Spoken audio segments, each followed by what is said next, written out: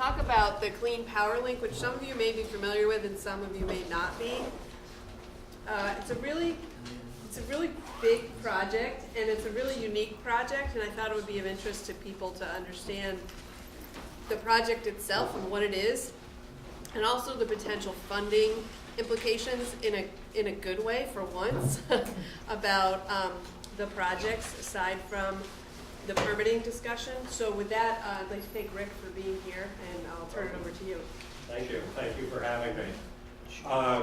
What I propose to do is just give you a kind of a brief overview of the New England Clean Power Link, and then I'll touch upon the public benefit funds that Kim mentioned. There's not a lot of detail surrounding those funds at present, but that's kind of a good thing in some ways, in that they can be shaped as we move through the 248 process here in Vermont. How many have heard of the New England Clean Power Link? How many? Okay, a few of you, good. The New England Clean Power Link is a proposed 1,000 megawatt high voltage direct current transmission line that is proposed to be built underwater and underground from the Vermont-Canadian border up near Alburgh, Vermont, down to Ludlow, Vermont, in the south central part of the state. The purpose of the project is to bring in clean, renewable, cost-competitive, safe electricity from Canada into Vermont and the New England region. The project's being proposed by TDI New England, whose sister company is proposing to construct a very similar project in New York State. There it's proposed from the New York-Canadian border down to New York City, but very similar in nature, just about twice as long. The project's about $1.2 billion in estimated cost that will be privately financed. It's what we call a merchant project, so there is no risk to the ratepayers of Vermont for the development or construction of the project. What we're proposing to do is to simply build the highway, if you will, and charge the generators of the electricity for the use of the transmission line to get their electricity into Vermont and into the New England region. Why are we thinking about this project? Why are we proposing it? There's a few reasons. One is that there is a regional demand for clean, reliable, lower cost power. There's really two reasons for that. One is to provide some fuel diversity in the state and in the region. In about 2000, natural gas was used to produce about 15% of the electricity in New England. In 2012, it was over 52%. So some believe that there's becoming an over-reliance on natural gas for the production of electricity. That has happened because there have been a number of dirtier, older coal and oil-fired plants that have gone offline. And kind of the cleanest alternative to replace those megawatts was natural gas. But now, because so much natural gas is being relied upon to generate electricity, they're finding that there are shortages. The independent system operator for New England last year estimated that it cost New Englanders more than $3 billion more in their electricity bills last year because of the lack of supply of natural gas to generate electricity. So that's becoming a problem. Natural gas, the priority for natural gas is for home heating. Generating electricity is secondary. So when we had those very cold bouts of weather, a lot of the natural gas was being used to heat homes. The Vermont and New England governors has also, as a policy, indicated that they would like to import clean hydroelectric power from Canada as part of their energy future, if you will. The New England States Committee on Energy is suggesting in the neighborhood of 3,600 megawatts of hydro from Canada. That number could change over time, but in one report that they wrote, they suggested that large a block of power could be beneficial to Vermont and to New England. There are also very aggressive climate goals and policies that are in place in Vermont and New England to try to decrease the amount of greenhouse gases that are being produced. Be very difficult to meet those policy goals without, a large slug of renewable power, whether it be hydro, wind, solar, or a combination of all of those things. And then lastly, the closing of Vermont Yankee kind of put this project into focus for us. And what that did was, in essence, create capacity in the existing transmission system that could accommodate additional amounts of hydroelectricity coming in from Canada without having to build, new transmission lines to accommodate it. So that opened up capacity in the system. As I mentioned, this is going to be a high voltage direct current line. This is not a new technology. The first HVDC transmission line went into operation in 1954. It connected Sweden underwater to an island that I think was north of Sweden. There are about 20 HVDC projects in North America, about 145 worldwide. So HVDC has been around for a while. The cables, which kind of look like this, they're not rubber, but this represents what the cable looks like in terms of size and the composition. They're about 5 inches in diameter, and this project would require 2 cables that would be located within a couple of feet of each other when buried underground.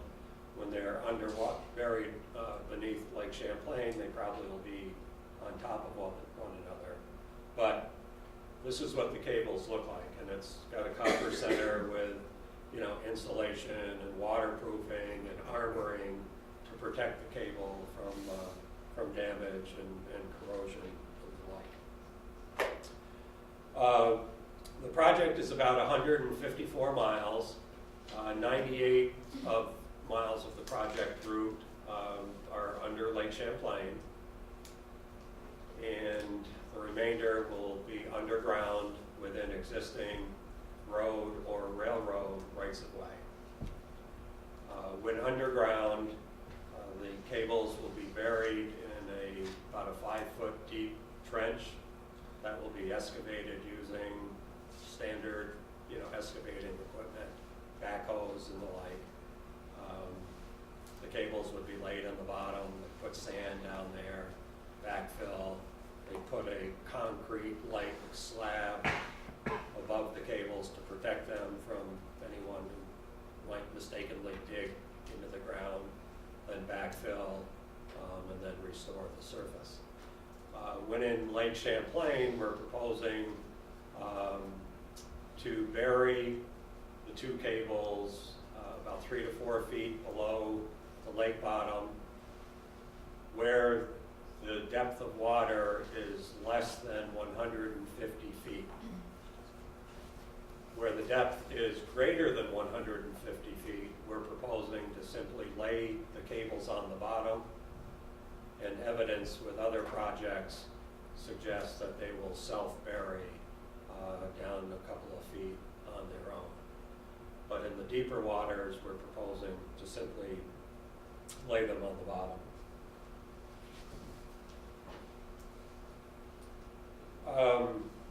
Where we are in the process is that we filed applications for the major permits that we need. There are 3 of them. One is a presidential permit that we filed with the U.S. Department of Energy. That is for a presidential permit that essentially allows electricity to be imported across an international border. The DOE will also conduct the NEPA process as part of this project. The second permit that we've applied to is to the U.S. Army Corps of Engineers. And lastly, just last month, it's still January, we filed with the state of Vermont a petition for a certificate of public good, or a Section 248 permit. Both the 248 permit and the presidential permit has formal public participation aspects to it. And we as a company will continue to do meetings like this in groups, individuals, however we need to discuss the project and the merits and the impacts of the project. We're willing to do that on an ongoing basis. 2015, we expect the regulatory agencies to review the applications, conduct their hearings, and hopefully by the end of the year, we will get permits to move forward with the project. That's a pretty aggressive schedule, but we're hopeful that we can work with the regulators to meet that. And then in 2016 to 2018, we'll finance the project, construct the project, and anticipate having it in service by 2019. I should have passed these out in the beginning. I apologize for not doing that. What these are is a map on the front and back of the top page, which shows the route of the proposed line. And then the second page that's attached to the maps outline benefits to the project from an economic standpoint and an environmental standpoint as we view them. I'll call your attention under the benefits page, under environmental.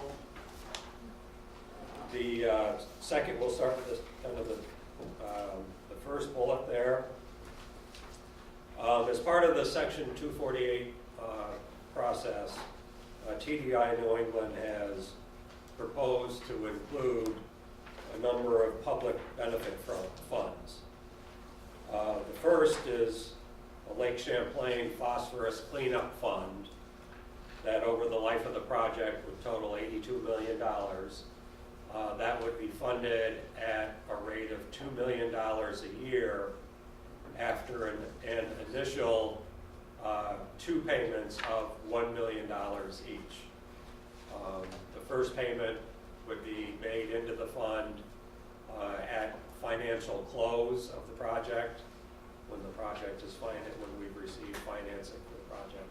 Then the second $1 million contribution would be made at commercial operations, and then every year thereafter we'll contribute $2 million a year to the phosphorus cleanup fund.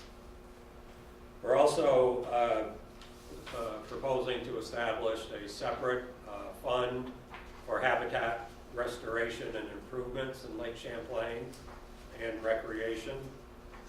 That's proposed to be a $40 million fund, funded at $1 million a year. And the other fund that I'll mention, because there was some discussion of solar earlier, is we're proposing to contribute $40 million over the life of the 40-year life of the project to Vermont's Clean Energy Development Fund for the development of renewable energies like solar and wind and the like. As I said at the outset, there isn't a lot of detail around these funds. We've proposed, a total amount for the fund and an annual funding mechanism for them, but beyond that, there are no rules to the road, I guess, at this point. I think it's probably safe to assume that the state might administer the phosphorus cleanup fund as part of a larger effort that they will undertake or propose to undertake. Whereas the habitat restoration and improvement fund, we established something similar to this in association with our New York project. And that fund is being administered by various agencies, non-governmental organizations, and others who have an interest in the lake and who supported the project. They will make, all the funding decisions, choose the projects and the like for that fund. So if that worked here in Vermont, we'd be happy to consider that.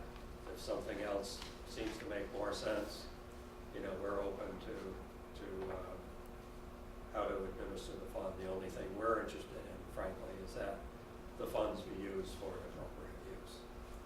We don't care what types of projects they're used for, as long as it's an appropriate use